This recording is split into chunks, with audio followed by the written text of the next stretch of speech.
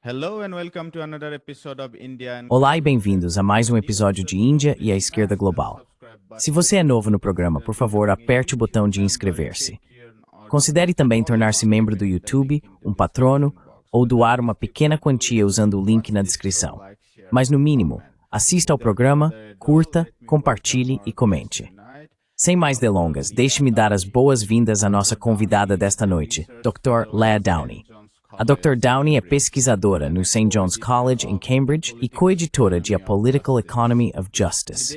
Hoje, temos a Dr. Downey conosco para discutir seu livro mais recente, Our Money, Monetary Policy as if Democracy Matters, publicado pela Princeton University Press em 2025.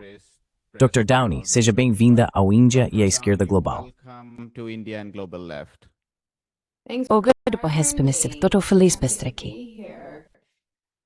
I wanted to discuss your latest book, Our Queria discutir seu livro mais recente, Nosso Dinheiro, Política Monetária como se a Democracia Importasse. Achei que poderia começar pedindo para você definir o que é dinheiro. Não em termos gerais, porque existem essas definições de Economia 101 que dizem que dinheiro é um meio de troca, uma unidade de conta e uma reserva de valor.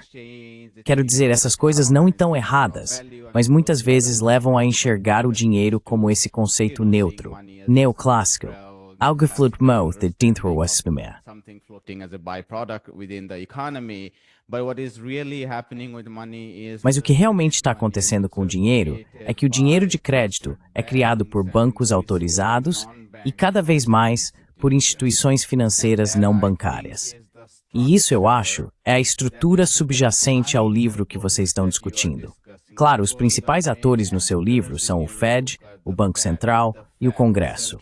Mas eu acredito que por trás do que eles estão fazendo, existe esse conjunto de instituições que estão criando dinheiro. Então, se você pudesse nos contar um pouco sobre o que são essas instituições, seria um ótimo começo. what these institutions are, that would be a great start. Yeah, totally. I think Sim, totalmente. Quero dizer, acho que um ponto de partida que gosto de usar é pensar sobre política monetária, porque concordo que se você começa a perguntar o que é dinheiro, pode acabar entrando por caminhos onde, você sabe, livros enormes já foram escritos sobre isso, porque a resposta real é que dinheiro significa muitas coisas para muitas pessoas diferentes, certo? E pode ser bastante difícil de definir se você tentar olhar diretamente para o conceito. Então, muitas vezes com meus alunos, pelo menos penso sobre o que é política monetária. E nos Estados Unidos, pelo menos, isso está bem claro na Constituição. O Legislativo recebe o poder de regular a moeda e o valor dela, certo? regulate the currency and the value thereof, right? And so the idea is that there will have to be Então, a ideia é que terá que haver algum tipo de envolvimento do Estado na determinação de como alocamos recursos, certo? E de como nos engajamos no comércio e o que significa gerenciar a oferta de dinheiro. E se você pensar nisso ao longo da história, começa a perceber, ok, é disso que estamos falando. E então você começa a olhar para a história. Novamente, o livro foca nos Estados Unidos, mas você poderia fazer isso na maioria dos lugares, certo? Pense em como o dinheiro existia e como utilizávamos o dinheiro no início, antes de ele ser altamente centralizado, ou pelo menos mais centralizado da forma como é hoje. Nos Estados Unidos, acho que o melhor exemplo disso é que costumávamos ter um sistema bancário nacional em que diferentes bancos emitiam diferentes formas de dinheiro. where different banks would issue different forms of money, and it was quite difficult to exchange those. E era bastante difícil trocar esses itens e realizar comércio em distâncias maiores. Então, começamos a centralizar, certo? Passamos a dizer, vamos ter uma moeda única. O Estado vai regular sua criação e alocação, e isso vai tornar as coisas mais eficientes e eficazes. Mas se você acompanha essa história, tendemos a assumir, portanto, que é o Estado que faz toda a criação de dinheiro. Mas, claro, isso não é verdade, certo? Porque o que a política monetária faz é justamente criar dinheiro. Fazemos isso, claro, tanto pela Casa da Moeda, quanto por meio de políticas de balanço patrimonial no Banco Central, como o QE e coisas desse tipo. Balance sheet policy at the central bank and QE and things like that. But I think equally as important, if not more important today. Mas eu acho que tão importante quanto, se não mais importante hoje em dia, é o papel do Estado na regulação da criação de dinheiro privado, certo?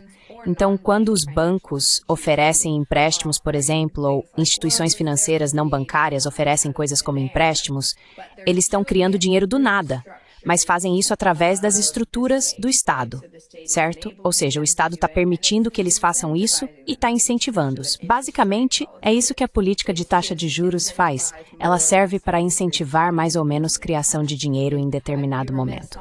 Seria uma omissão da minha parte não mencionar o trabalho de Saleh Amirova e Bob Hackett, que descrevem isso como uma franquia financeira, ou seja, a estrutura de franquia, onde o Estado concede a franquia do poder de criar dinheiro para instituições privadas, mas depois regula isso ao longo do tempo.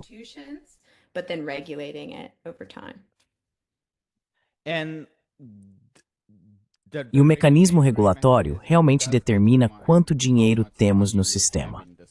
Estou perguntando isso porque recentemente entrei num debate com o estudioso libertário Scott Horton. Eu o convidei, claro, para discutir política externa, mas acabamos entrando nesse debate sobre capitalismo. Uma das preocupações dele, que também é minha, é sobre essa explosão de instrumentos financeiros. Eu disse a ele que isso ocorre principalmente porque o dinheiro que está sendo criado é cada vez mais dinheiro de crédito e dinheiro proveniente de instituições financeiras não bancárias, em vez do dinheiro fiduciário sobre o qual ele estava falando.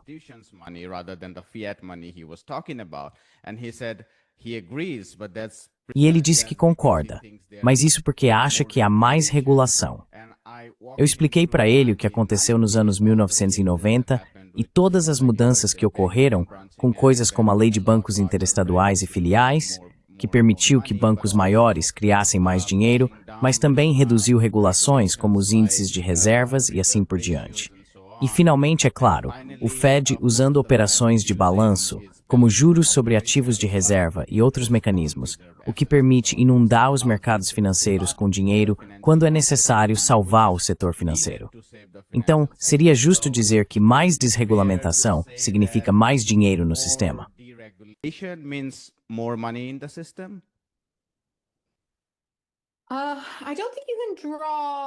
Eu não acho que você possa traçar uma linha necessária assim, certo? Porque eu acho que o que podemos dizer é que o Estado está envolvido, como eu estava dizendo antes, em regular os incentivos que as instituições privadas enfrentam. Mas isso não é determinante, certo? Então, não é que o Estado diga, da forma como está atualmente constituído, existem momentos na história em que os Estados estavam mais envolvidos na regulação quantitativa e qualitativa do crédito, o que poderia impor limites mais rigorosos, por exemplo, à quantidade de crédito emitido no sistema. Nas práticas atuais, especialmente nos Estados Unidos, isso é muito menos comum, certo? Poderíamos reintroduzir algo assim, o que pode ser uma ideia muito boa.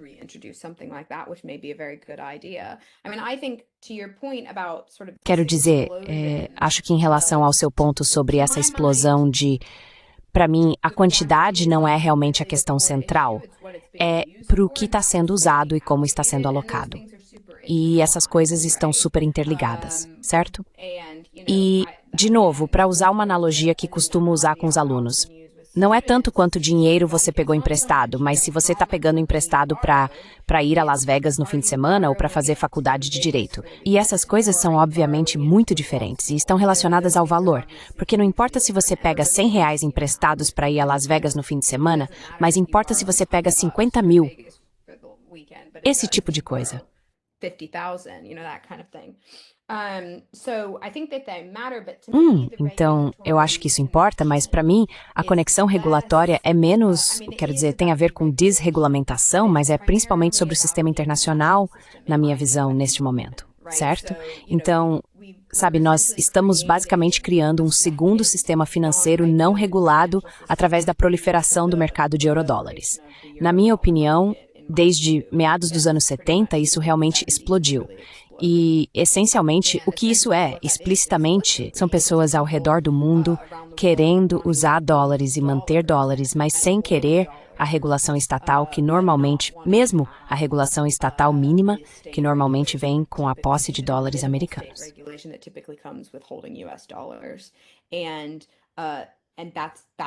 Isso é um problema, não só por causa da proliferação, portanto, do tipo de crédito que existe e da criação de dinheiro que está acontecendo fora dos Estados Unidos e dentro dos Estados Unidos, mas na forma de eurodólares. Mas na minha visão ainda mais importante, é sobre como isso enfraquece a capacidade do Estado de exercer esse tipo de poder, certo? Ou seja, tanto para controlá-los de uma perspectiva prudencial, quanto para empregar a criação de crédito e direcionar a criação de crédito como um instrumento da capacidade estatal.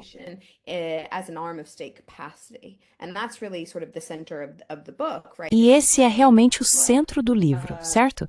É dizer, veja, a política monetária e o poder de regular a criação de dinheiro são extremamente importantes, e importantes especificamente para a democracia. Se pensarmos que o objetivo de uma democracia em um Estado democrático é produzir e reproduzir o mundo em que vivemos, certo? E se for esse o caso, o que pode ser mais importante do que direcionar como e onde gastamos o dinheiro daqui para frente? E isso é essencialmente, na minha visão, o que é a política de crédito. Então, parte do argumento do livro é, sob uma perspectiva democrática, dizer que o arranjo atual é menos democrático do que deveria ser. Mas a outra parte é um argumento sobre a capacidade do Estado, que é o de que o Estado poderia fazer muito mais, poderia ser muito mais eficaz se assumisse esses poderes de forma mais direta.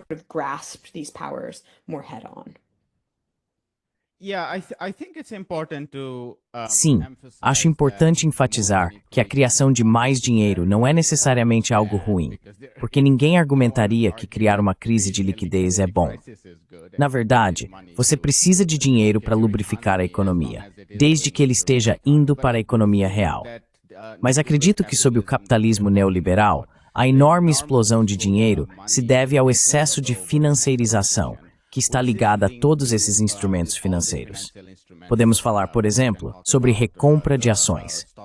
Empresas que fazem recompra de ações para pagar dividendos aos seus acionistas estão cada vez mais dependentes de empréstimos e financiamentos alavancados, o que resultou em uma explosão do crédito, efetivamente.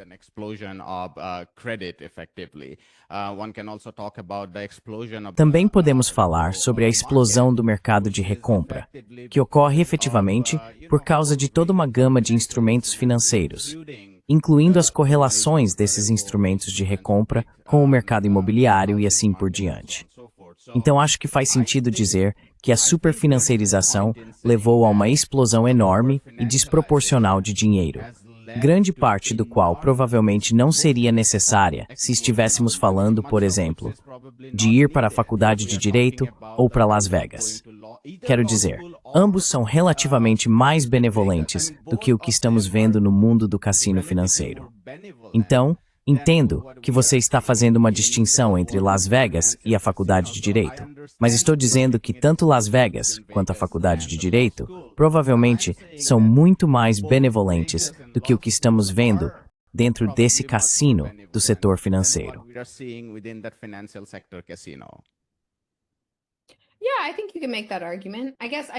Sim, acho que você pode fazer esse argumento.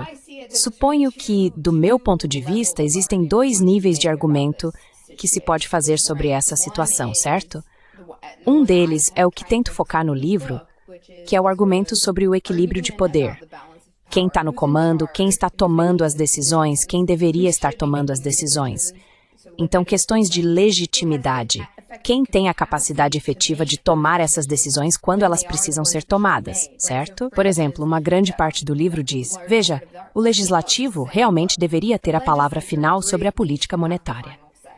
E em uma capacidade técnica, formal e legal, eles têm.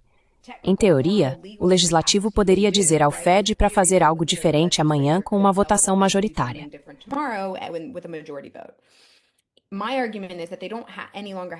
Meu argumento é que eles não têm mais esse tipo de poder efetivo para fazer isso, certo?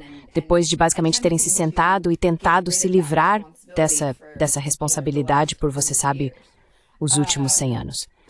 Esse é um tipo de argumento estrutural sobre o equilíbrio de poder para tomar essas decisões que, na minha visão, é o ponto de partida. E também é uma forma de entrar nessa conversa que não é imediatamente partidária. O que eu acho importante, porque as estruturas estão quebradas. Então, a conversa secundária, na minha opinião, é ok. Agora vamos supor que conseguimos consertar as estruturas de modo que as pessoas que deveriam ter o poder tenham o poder. Então, a questão é, o que elas fazem com esse poder, certo?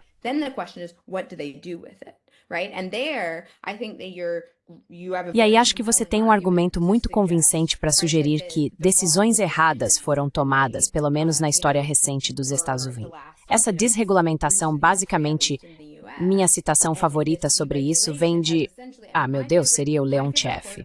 Acho que pode ser o Leontiev, que argumenta que, claro, esse sistema capitalista baseado no mercado pode realmente impulsionar uma economia. É como o vento nas velas de um veleiro. Mas se você não tem um leme na forma de uma direção do governo, então seu barco vai simplesmente ser levado pelo vento. Você não vai conseguir chegar a lugar nenhum que queira. E essencialmente é isso que eu ouço você dizendo que acho correto. Nós temos isso.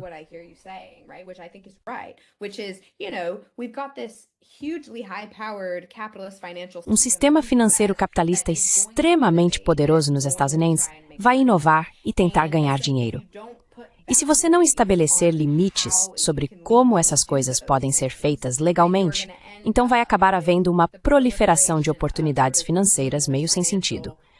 Instrumentos como operações financeiras, cada vez mais complexas, para atender métricas movidas tanto pelo lucro quanto por estatísticas, em vez de realmente se envolver no trabalho árduo de produzir bens e serviços para as pessoas. E a conexão que você está fazendo, pelo que entendi, é que a regulação é o que pode fazer isso, basicamente. E meu argumento é que, sim, acho que provavelmente é isso mesmo.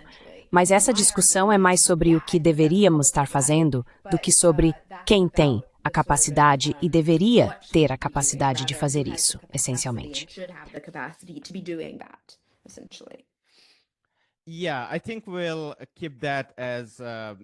Sim, acho que vamos manter isso como pano de fundo para entrar no livro de forma um pouco mais direta.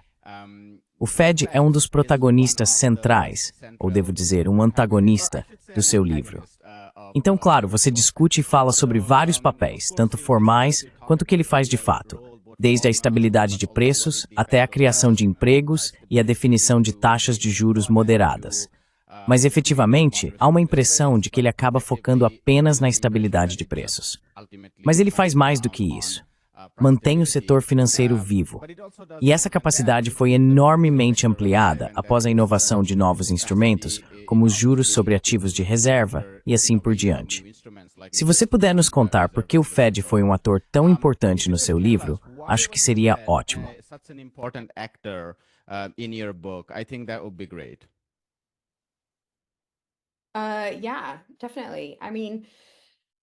Sim, com certeza. Quero dizer, estávamos falando antes sobre o que é política monetária e a regulação da criação de dinheiro, tanto pública quanto privada.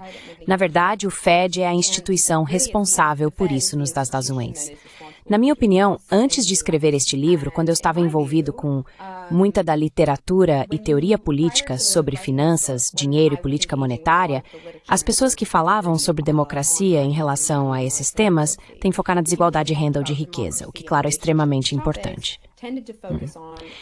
Mas, na minha visão, não é suficiente para entender a relação entre dinheiro, finanças e democracia. To understanding the relationship between money and finance and democracy, and it relates to something that I was saying before, which is E isso se relaciona com algo que eu estava dizendo antes, que é o seguinte. Na minha visão, a democracia é muito mais do que apenas preocupações distributivas, certo? Então, não se trata apenas de quem tem o quê, onde e como, ou quem recebe o quê, onde e como uma famosa definição de política colocaria. Mas a política, na verdade, e a política democrática, especificamente, diz respeito à capacidade de autogoverno, de autoadministração.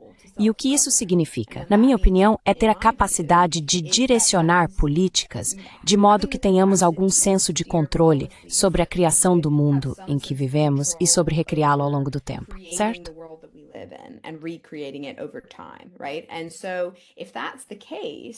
E então, se esse for o caso, como acredito que seja, concordo com algumas visões muito básicas da ciência política que dizem que tanto o poder militar, o poder do monopólio sobre a violência legítima, quanto o poder de criação de dinheiro são fundamentais para o Estado, certo?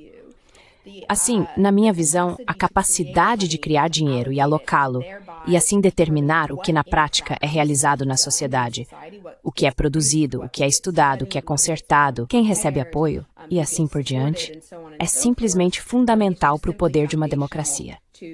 E foi com isso que me preocupei. E se é com isso que você se preocupa, só existe um lugar para ir, que é o Banco Central. Razão pela qual o Fed foi o centro das minhas investigações.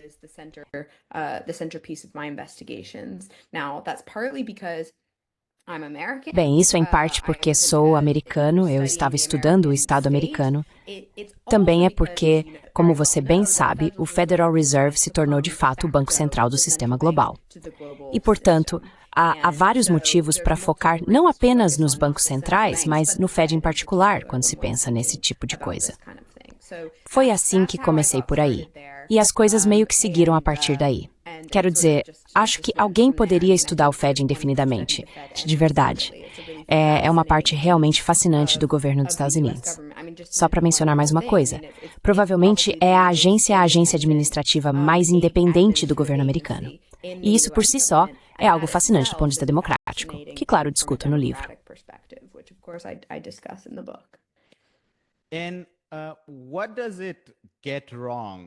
E o que está errado nisso?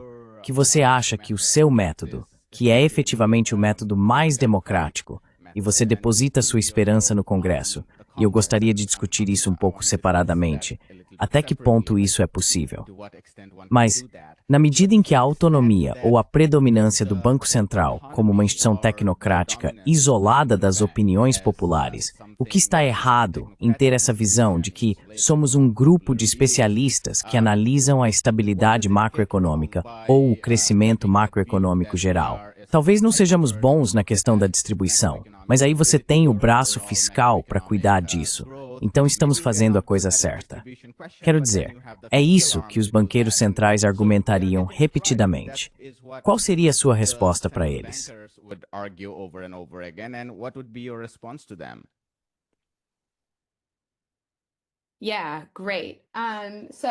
Sim, ótimo. Então, há várias coisas que se pode dizer sobre isso. Quero dizer, essencialmente, acho que você poderia ler o livro inteiro como uma resposta a essa pergunta. Por um lado, eu meio que abordo os argumentos típicos em defesa da independência do Banco Central e sugiro que eles, na verdade, não são tão fortes quanto as pessoas dizem. Podemos falar sobre isso. A defesa clássica da independência do Banco Central é que a política monetária é importante demais ou complicada demais para deixar nas mãos dos políticos, e que precisamos colocá-la nas mãos de especialistas independentes. Além disso, porque os políticos supostamente são míopes demais para terem as respostas corretas.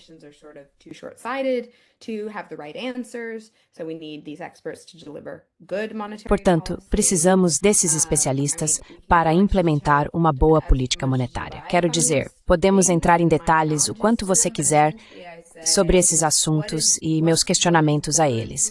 Mas, essencialmente, digo que o que é uma boa política monetária está longe de ser claro. A capacidade desses especialistas de realmente entregar uma boa política monetária de forma consistente ao longo do tempo também está longe de ser evidente, sabe? Considerando as evidências históricas e também os argumentos teóricos.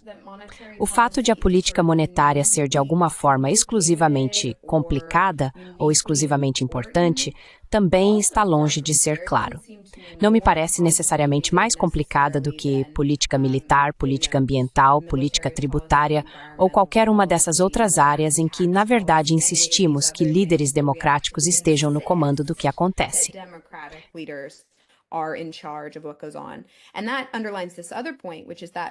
E isso destaca outro ponto, que é o seguinte. O que eu defendo no livro não é eliminar o Federal Reserve, certo? Não se trata de acabar completamente com os especialistas. Muito pelo contrário. Eu acredito que os especialistas e o Estado administrativo são peças essenciais de um Estado democrático, forte e saudável. Na verdade, a ideia é garantir que estejamos utilizando a expertise e não sendo governados por especialistas. Portanto, o esforço é criar um sistema no qual o legislativo mantenha um poder contínuo e efetivo para direcionar a política monetária e participar das discussões sobre como estamos fazendo isso e como poderíamos fazer de forma diferente, mas não simplesmente ceder ao que chamo de domínio do Banco Central sob o regime atual, em que é realmente o Fed que toma as decisões e não o legislativo.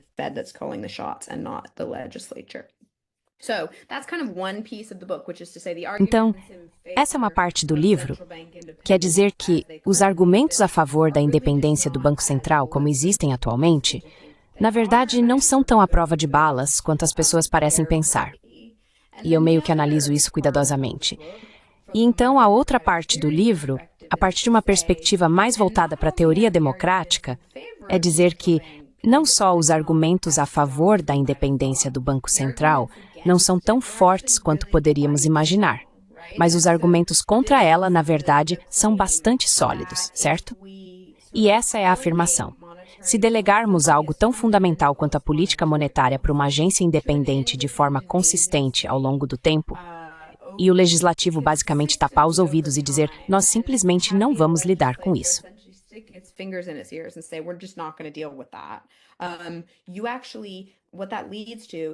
O que isso realmente causa é uma atrofia e uma ossificação do poder do legislativo de atuar nessa questão. Então, mesmo que daqui a 20, 30, 40 anos o legislativo pense, puxa, talvez devêssemos fazer algo a respeito disso, o músculo para realmente entender o que está acontecendo ali, o que poderia ser diferente, e a relação de equilíbrio de poder entre o legislativo e o Banco Central fica totalmente desajustada. Assim, você acaba minando a saúde da democracia ao longo do tempo ao adotar esse tipo de governança da política monetária, é o que eu sugiro, pelo menos.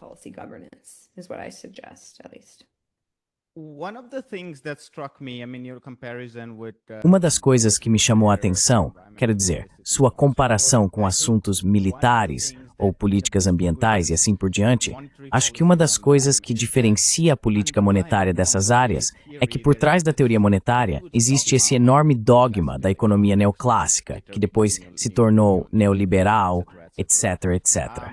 E você menciona isso no seu livro, que o que está por trás do que o Fed faz, ou quando erra, não é uma intenção malévola ou pessoas que não estão necessariamente preparadas para isso, mas sim uma abordagem fundamentalmente dogmática, uma crença no que é a política monetária.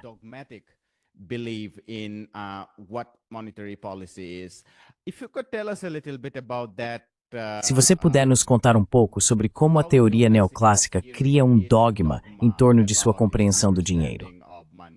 Podemos, é claro, pensar em todo o cálculo de Milton Friedman sobre a oferta de dinheiro e como ele afirmava que ela permanece mais ou menos proporcional à economia como um todo. E o que ele recomendava, dizendo efetivamente que qualquer tentativa de usar a política monetária para criar mudanças estruturais na economia seria prejudicial a longo prazo. Você obviamente contesta isso com razão. A própria ideia de longo prazo é tão absurda. Pode ser 2 meses, pode ser 20 anos, ou pode nunca chegar. Se você puder explicar um pouco para nossos espectadores sobre esse dogmatismo na teoria padrão.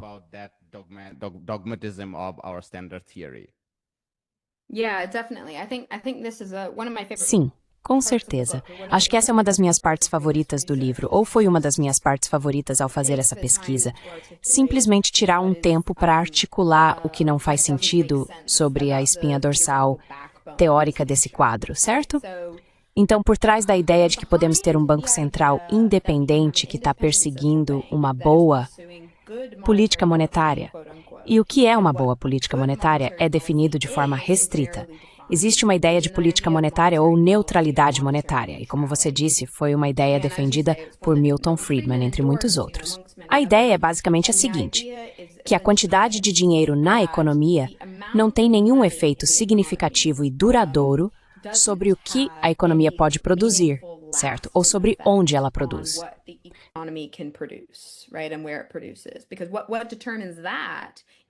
Porque o que determina isso é quanto trabalho, capital e tecnologia nós temos. Esses são os fundamentos da economia. E tudo que o dinheiro realmente faz é viabilizar o comércio e nos dar preços, certo? Então, a melhor maneira de pensar sobre isso é, se você faz mesas e eu faço copos, o que determina quantas mesas e copos podemos produzir é trabalho, capital e tecnologia. O dinheiro só vai precificar essas coisas para nós. Então, digamos que uma mesa vale 10 copos, e de repente há muito mais dinheiro, o dobro de dinheiro na economia. Então, sabe, uma mesa ou duas, aí você terá 2 mesas e 20 copos, ou seja lá o que for. O preço relativo não vai mudar, mas o preço nominal vai com base em quanto dinheiro há na economia no longo prazo. Agora, no curto prazo, é claro, dinheiro de mais ou de menos na economia pode causar problemas, certo?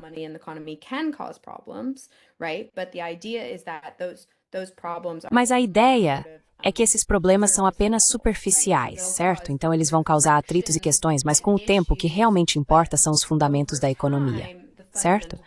Essa é a sugestão de Friedman. Tudo que a política monetária realmente pode fazer é evitar que o dinheiro seja um problema, certo? Se você garantir que suavize esses possíveis problemas de curto prazo e apenas siga tranquilamente até o longo prazo, então você está fazendo o melhor que pode. A analogia que uso no livro para descrever isso é o tênis, certo? Os formuladores de política monetária deveriam ser como os gandulas em uma partida de tênis. O que eles devem fazer é garantir que os jogadores recebam as bolas quando precisam delas e que não haja bolas na quadra quando não precisam. De modo que a partida de tênis possa ser com a maior estabilidade para os jogadores e da forma mais eficaz e eficiente possível.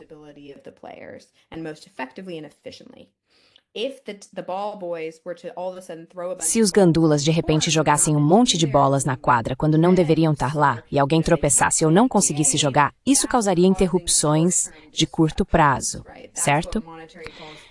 É isso que os formuladores de políticas monetárias não deveriam fazer. Agora, acho que essa é uma ideia meio maluca da realidade.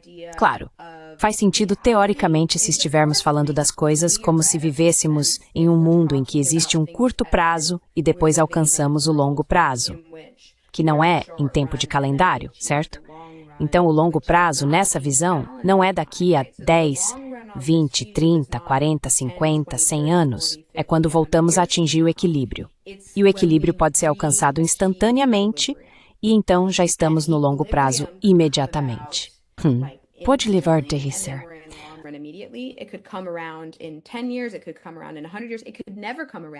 Isso pode acontecer em 100 anos. Pode nunca acontecer. E esse é provavelmente o cenário mais provável, porque nesse meio tempo algo mais mudou. Então nunca alcançamos aquele equilíbrio original. Se você está usando isso como um experimento mental, sabe, de uma forma marshalliana e está pensando sobre o que vai mudar em um determinado equilíbrio, claro, faz sentido. Mas se você está pensando na realidade como um formulador de políticas sobre o que pode acontecer em 2 anos, em 5 anos, em 10 anos, essa ideia de que o dinheiro é neutro é bastante prejudicial, na minha opinião, porque é claro que ele tem impacto na produção, no que realmente podemos produzir e onde.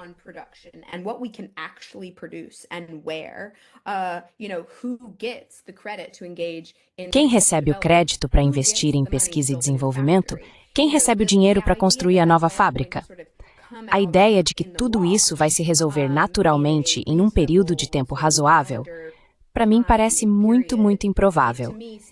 E eu acho, e isso tem sido de certa forma reconhecido na literatura econômica formal sobre política monetária, especialmente, eu acho, de forma particularmente boa por Cláudio Borio e alguns de seus coautores, onde eles sugerem que a política monetária, que existem mais fontes do que se conhece como histerese do que talvez se reconhe anteriormente.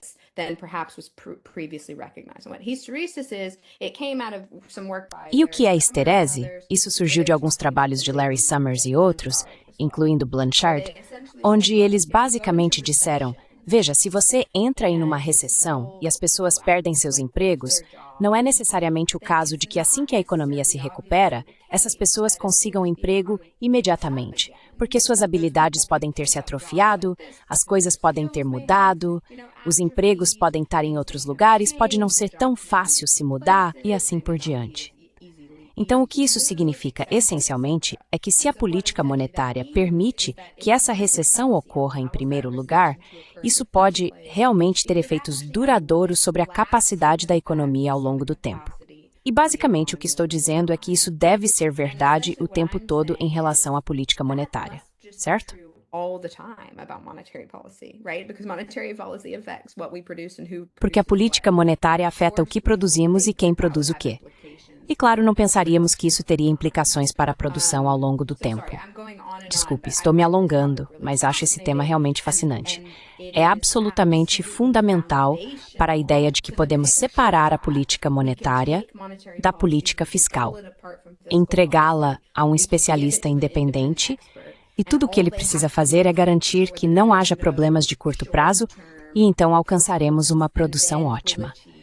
Essa é uma espécie de teoria secundária que, baseada na neutralidade da política monetária, podemos ter uma coincidência divina em que, se os banqueiros centrais garantirem a estabilidade de preços ao longo do tempo, tudo ficará ótimo e maravilhoso. E eu simplesmente acho isso muito, muito improvável.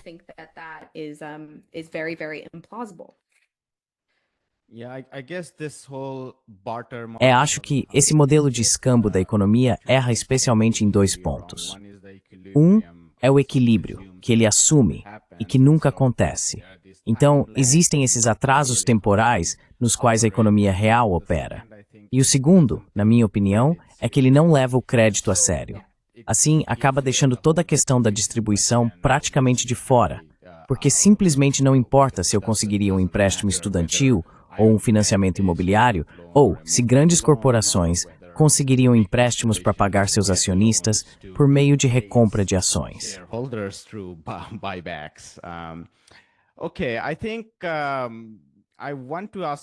Certo, acho que quero te perguntar sobre democracia, porque isso é, eu diria, um dos 2 pilares sobre os quais o livro se apoia. Um é a política monetária, o outro é a democracia. E você tenta unir os 2, dizendo que, bem, é a democracia que deveria determinar qual é a política monetária. Então, democracia como conceito é incrivelmente vago, e talvez eu não seja popular por dizer isso, mas esse é um dos motivos pelos quais evito usá-lo demais. Então nos diga, como é a sua democracia aqui? E como ela poderia nos levar a uma política monetária melhor, que funcionasse para o povo, em vez desses grandes capitalistas privados?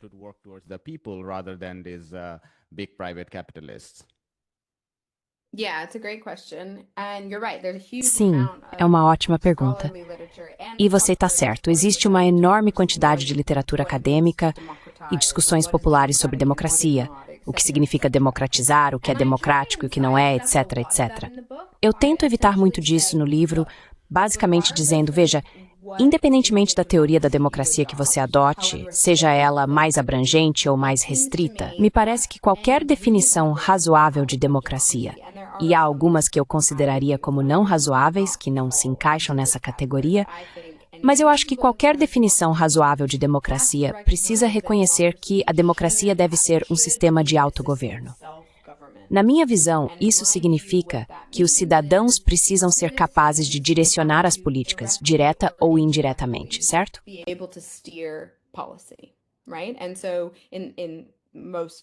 E assim, na maioria dos estados modernos, certo? Podemos pensar nisso como uma capacidade indireta que passa por representantes eleitos. Então, supondo que adotemos essa suposição bastante simples e básica de que os cidadãos precisam, por meio de representantes eleitos, ter o poder efetivo, o poder real, de direcionar as políticas, isso já dá origem à imagem que estou tentando desenhar no livro, onde existe uma tensão entre essa forma mais básica de democracia e a forma de governança que temos hoje sobre a política monetária.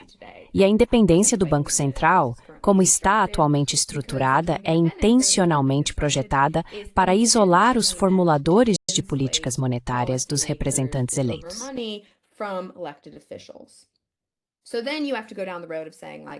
Então você precisa seguir o caminho de dizer, tipo, ok, 2 coisas. Primeiro, isso é verdade, certo? Tipo, é verdade que o legislativo realmente não tem, assim, um poder bom, saudável, robusto sobre a política monetária, porque, como mencionei antes, eles poderiam votar para eliminar o Fed amanhã. E é aí que entra o meu argumento, sim. Mas você precisa pensar nisso ao longo do tempo e precisa considerar a capacidade efetiva, não apenas o poder formal de fazer algo. E eu sugiro que a estrutura de bancos centrais independentes, de agências independentes de forma mais ampla, ao longo do tempo leva ao enfraquecimento ou à atrofia da capacidade legislativa de fato exercer esses poderes. Então esse é um ponto.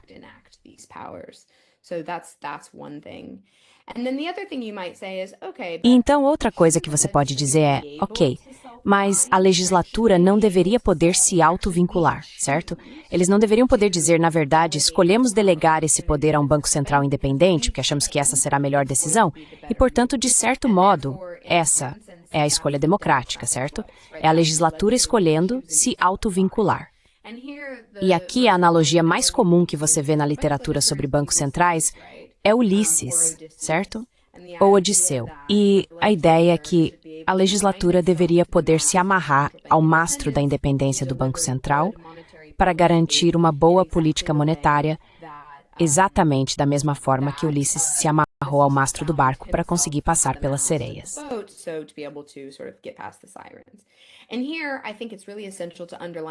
E aqui acho realmente essencial destacar algumas desanalogias fundamentais, certo? Ok, então uma delas é que o legislativo não está se amarrando ao mastro de forma razoável, como fez Ulisses. Ulisses diz à tripulação, me amarrem ao mastro para que eu não possa me soltar, certo? Bem, o legislativo não fez isso. Como acabei de dizer, eles poderiam votar para eliminar o Fed amanhã, se quisessem. Então eles não estão realmente vinculados de forma significativa. Para isso, teriam que fazer uma mudança constitucional, certo? Então esse é um ponto. O segundo ponto é que se o legislativo faz isso, na essência, como eu disse, acho que é mais como tapar os ouvidos do que se amarrar ao mastro.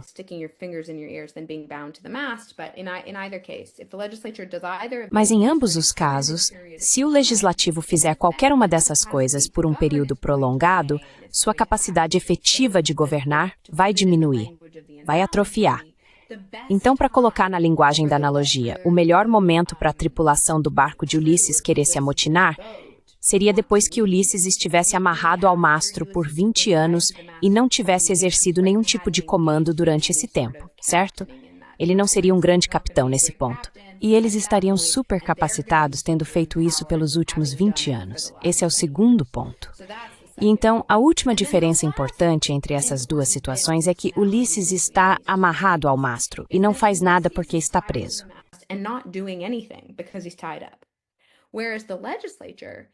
Enquanto isso, o legislativo, durante todo esse período, quer fazer todo tipo de coisa. Quer legislar, quer aprovar projetos de lei que aumentem empregos, que apoiem certos tipos de investimento governamental ou atividade econômica em determinadas regiões e assim por diante. Tudo isso está relacionado à política monetária. Portanto, não é possível separar essas duas coisas da maneira que a analogia parece exigir. Então, meu ponto é que o quadro de independência do Banco Central que vemos, e essa ideia de que é realmente democrático o legislativo se vincular à independência do Banco Central para entregar uma política melhor, como já discutimos anteriormente, os motivos para fazer isso podem, na verdade, não ser tão fortes assim.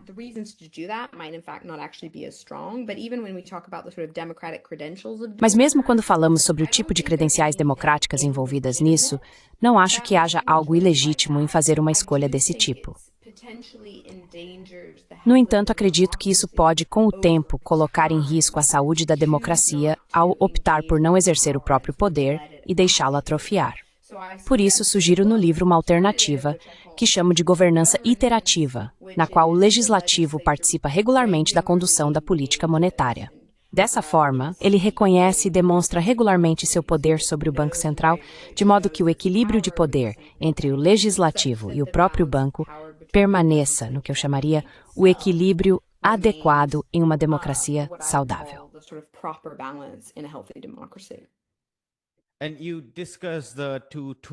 E você mencionou que as duas ferramentas seriam definir uma política de crédito por meio do que você chama de taxonomia de ativos preferenciais, eu acho. Você poderia falar muito brevemente sobre essa ferramenta? Em sua forma mais simples, seria o Congresso dizendo ao Fed, bem, aqui estão nossas prioridades na política geral de crédito. Você ainda pode olhar para os mercados, ainda pode olhar para o setor privado, o setor financeiro, mas aqui estão algumas coisas onde talvez possamos definir prioridades, porque precisamos vencer eleições. Tipo, ok, estou exagerando, mas é isso que você estava dizendo, ou é algo mais profundo do que estou colocando?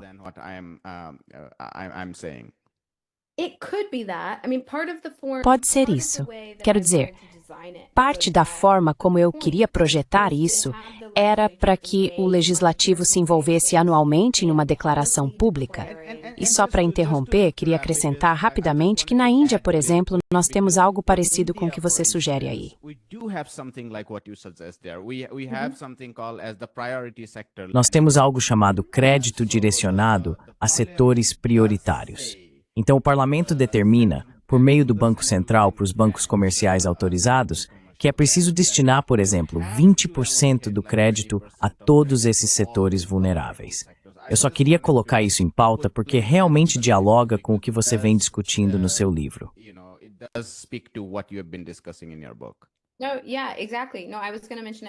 Sim, exatamente. Não, eu mesmo ia mencionar isso porque é um exemplo fascinante. E, sabe, não é perfeito, mas de certa forma é uma espécie de prova de conceito do fato de que bancos centrais podem se envolver nesse tipo de coisa. E, claro, há outros exemplos históricos. Quero dizer, o trabalho do Eric Monet sobre a França é fantástico nesse sentido. E, sabe, isso é verdade em vários países, incluindo os Estados Unidos, e isso foi reconhecido de forma mais explícita nos anos 70. Mas os bancos centrais já estão fazendo política de crédito, certo?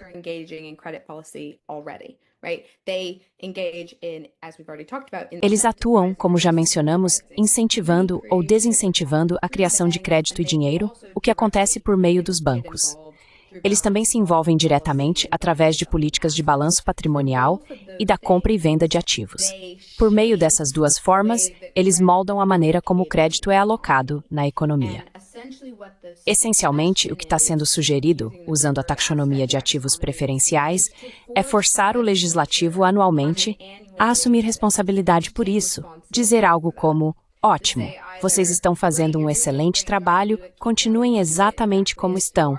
E basicamente não comentar, certo? Tipo, vamos apenas continuar. Ou o legislativo poderia dizer: na verdade, não gostamos de quanto crédito está indo para essa região, ou para esse setor, ou para esse tipo de pessoa. Queremos ver mais aqui, queremos ver menos ali, etc.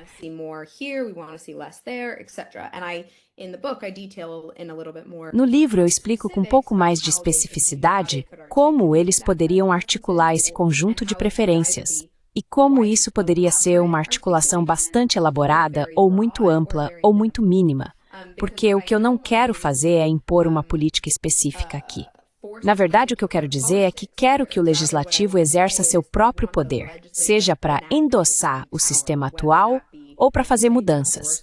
E a ideia, quer dizer, uma forma que algumas pessoas acham útil de conceituar isso, se você pensar no processo orçamentário anual, ele permite que o legislativo, por meio do orçamento, comente sobre as ações de certas agências administrativas, certo? Mas é claro, o Fed não precisa passar pelo processo orçamentário por razões óbvias. Ele gera dinheiro.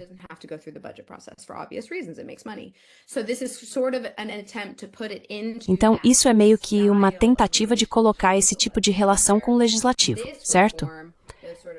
Essa reforma, a espécie de taxonomia de ativos preferenciais sobre a qual falo em potencialmente combinar com exigências de reservas diferenciadas baseadas em ativos, é um esforço para dar ao legislativo mais poder e responsabilidade e uma exigência ativa de declarar essas coisas sobre a forma como a política monetária é conduzida dentro das ferramentas existentes, certo? E então tenho certeza de que vamos falar sobre isso, mas a segunda proposta trata de dar esse poder ao legislativo sobre a própria estrutura e as ferramentas que o Fed possui, certo?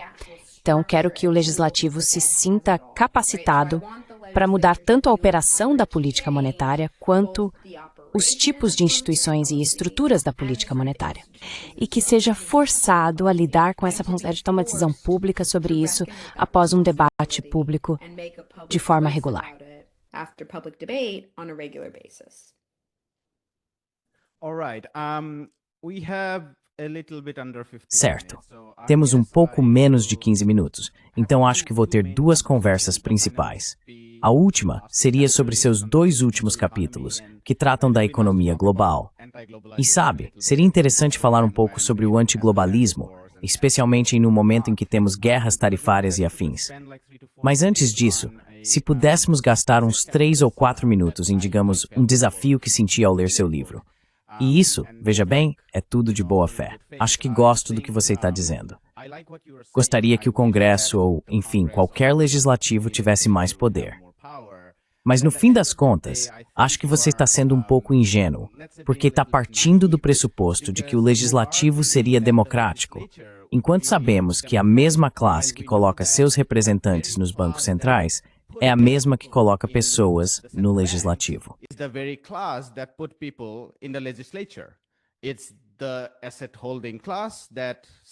É a classe detentora de ativos que envia as mesmas pessoas, o mesmo grupo de pessoas de origens socioeconômicas semelhantes, com a mesma doutrinação sobre teoria econômica ou sobre como enxergar política e economia.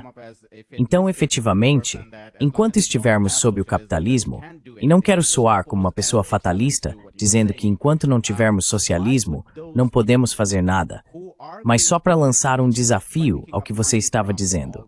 Por que essas pessoas que vão para o legislativo, pegando dinheiro de todos esses, sabe, JP Morgan Chases, Goldman Sachs, BlackRock e toda a classe detentora de ativos, por que elas direcionariam dinheiro para imigrantes pobres, vindos da Venezuela, para abrir um pequeno negócio ou conseguir um empréstimo educacional, para que seus filhos sejam a primeira geração a estudar, em vez de salvar, sei lá, os apostadores de crédito da classe financeira, do setor financeiro?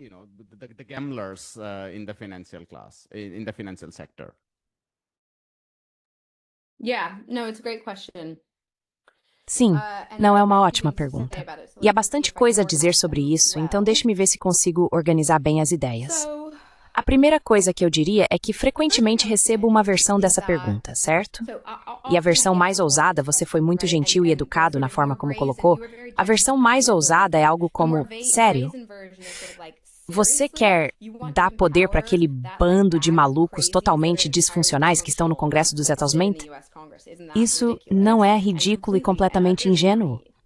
Então, como eu disse, há algumas coisas a dizer sobre isso. Quero dizer, uma delas é que acho que se pode fazer dois argumentos que sugerem que a razão de termos o legislativo que temos, em parte, é por causa de como estamos fazendo as coisas, certo?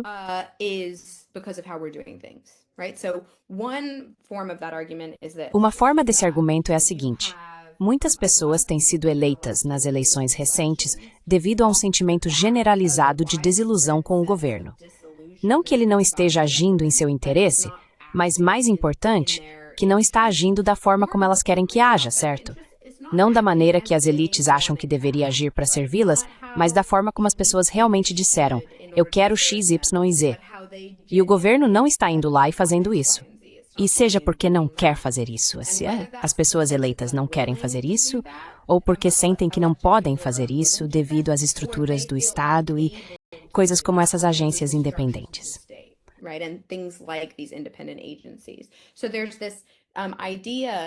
Então, existe essa ideia de que a democracia, como eu descrevi bem no início, no sentido mais básico de democracia, de que o povo, direta ou indiretamente, deveria estar guiando as políticas, desmoronou, certo? Eles não estão realmente, eles não sentem esse poder. E parte disso, como argumento no livro, é porque desconectamos tanto o poder real de formulação de políticas e o delegamos ao Estado independente. Ou nem mesmo só independente, mas ao Estado administrativo, afastando do legislativo ou do controle efetivo do legislativo. Então esse é um argumento sobre por que talvez esse legislativo esteja começando a ser composto pelas pessoas que o compõem, certo? É porque esses são, de certa forma, votos de protesto. O outro é que o estilo de legislar que você obtém quando delega o poder para longe do Congresso, certo? Então, se o Congresso diz, ok, tudo que pudermos delegar, vamos delegar.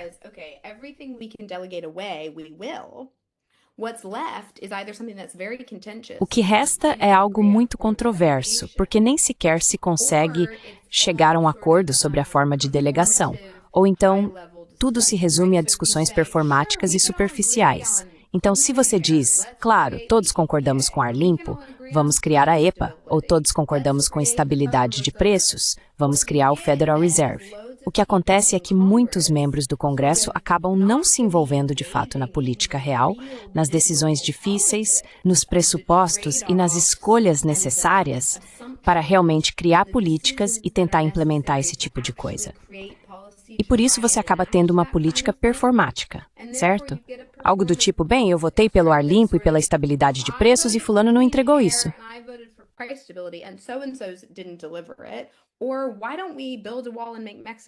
Ou, por que não construímos um muro e fazemos o México pagar por ele? E vamos deixar a administração descobrir exatamente como fazer essas coisas diferentes. Então, essas duas coisas se combinam, onde você tem pessoas muito barulhentas e meio irritadas na legislatura, e a estrutura da política é muito performática. Isso não faz você querer dar mais poder a eles, porque estão agindo como pessoas malucas. Então, isso é uma coisa a se dizer. A segunda coisa a dizer é que o livro foca no que eu chamo de cadeia de delegação, certo? Ou seja, o poder político viajando dos cidadãos para os representantes eleitos, dos representantes eleitos para o Estado administrativo e, em certos casos, como muita política monetária do Estado administrativo para o setor privado.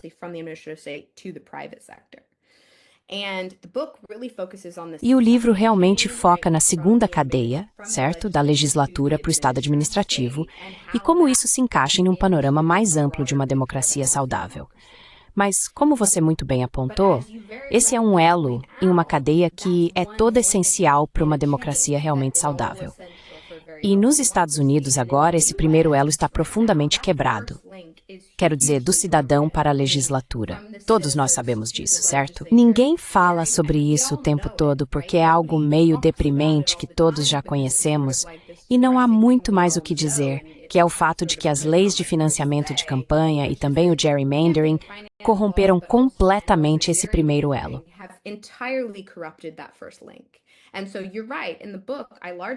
E você está certo, no livro eu basicamente deixo isso de lado, porque existe uma literatura de ciência política extremamente convincente e correta, na minha opinião, sobre como isso mina totalmente uma democracia saudável. E isso é um pré-requisito, eu acho, junto com o que eu defendo, para estabelecer um sistema mais saudável. Mas a última coisa que eu diria é que, com uma pequena ressalva, se fôssemos implementar as políticas que sugiro, teríamos que respeitar o que o Congresso considera ser o certo a fazer. Isso é o que significa democracia. E isso é arriscado. E é arriscado, e para aquelas pessoas que fazem parte da elite, que se beneficiam do status quo, isso seria arriscado, porque as coisas poderiam facilmente mudar. Mas isso, para mim, é basicamente o que define a democracia.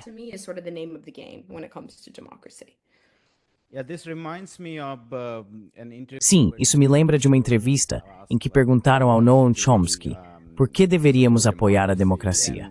E a resposta curta dele foi: é um valor. É categórico. Quero dizer, tenho certeza de que ele poderia ter dito de 10 maneiras diferentes, porque a democracia é mais utilitarista, porque a democracia faria com que nossas políticas fossem mais eficazes e assim por diante. Mas ele nunca se preocupou em responder além de dizer que é categórico. Quero dizer, sim, ela trará coisas muito ruins, mas no fim das contas, você precisa aprofundar sua democracia. Não há atalho para isso, nem tecnocracia como alternativa à democracia, mesmo que às vezes tenhamos políticas horríveis sobre a democracia. Mas é isso, você disse certo. Deve existir um vínculo saudável e funcional entre o povo e o legislativo para que suas políticas sejam mais eficazes.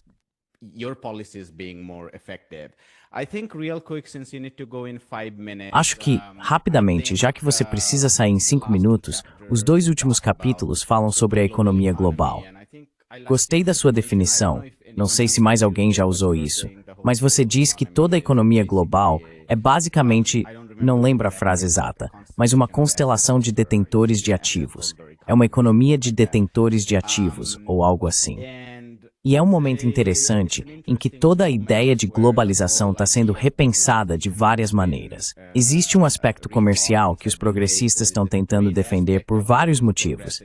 E então, há todo o aspecto financeiro disso, que eu acho que você critica. financial aspect of it, which I think you attack, and I think most people on the left.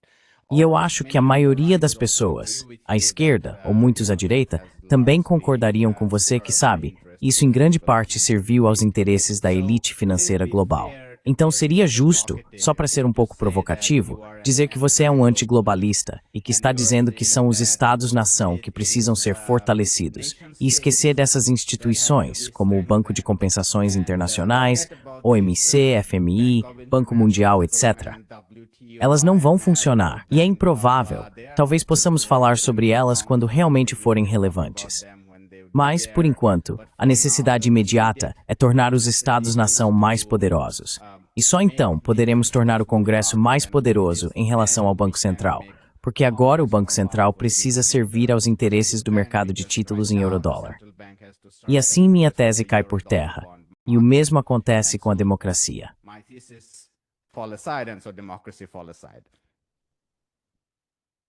Sim, eu acho que para mim, quero dizer, a forma como descrevo isso no livro é, você está certo, que estamos essencialmente vivendo sob um sistema de governança global atualmente, certo? Quando se trata de finanças.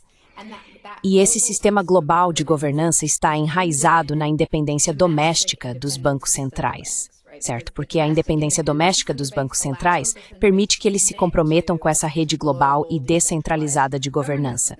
E claro, não temos uma democracia global. Então, não há realmente, eu acho, um sentido em que esse sistema global de governança possa ser descrito como democrático. Então, se levarmos a questão central do livro muito a sério e literalmente política monetária, como se a democracia importasse, então a democracia precisa se tornar mais controlada domesticamente.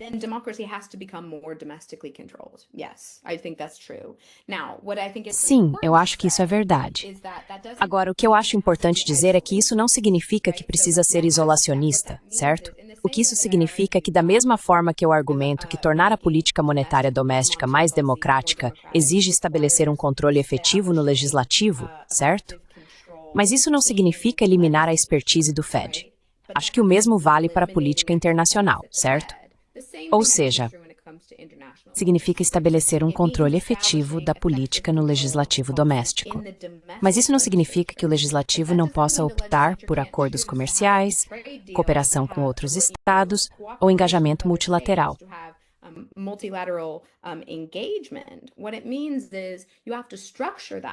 O que isso significa é que você precisa estruturar de forma que o equilíbrio de poder seja mantido, que o legislativo doméstico possa escolher mudar as coisas, possa escolher mudar de ideia, possa participar regularmente da condução dessa política. Assim, você não tem formas indefinidas de pré-compromisso com regulações globais, como temos agora, que, como você disse, são em grande parte impulsionadas pelos interesses de detentores privados de ativos, devido à forma como isso se desenvolveu historicamente e como está estruturado. Portanto, acredito que sustentar uma democracia mais saudável exigirá mais controle doméstico, mas isso não implica necessariamente isolacionismo.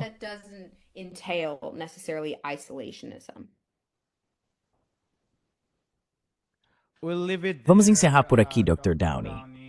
Foi um prazer conversar com o senhor sobre seu livro. Muito obrigado pelo seu tempo. Oi, meu nome é Ayushman. Eu, junto com Jyothman, começamos esta plataforma. Nos últimos 2 anos, temos tentado produzir conteúdo para as forças de esquerda e progressistas. Até agora, entrevistamos economistas, historiadores, comentaristas políticos e ativistas. Se você gostou do nosso conteúdo e quer que a gente construa um arquivo para a esquerda, tenho 2 pedidos para você. Por favor, considere fazer uma doação para a causa. O link está na descrição abaixo. E, se não puder fazer isso, não fique triste. Você sempre pode curtir nossos vídeos e compartilhá-los com seus camaradas. Por fim, não se esqueça de clicar no botão de inscrever-se. Don't forget to hit the subscribe button.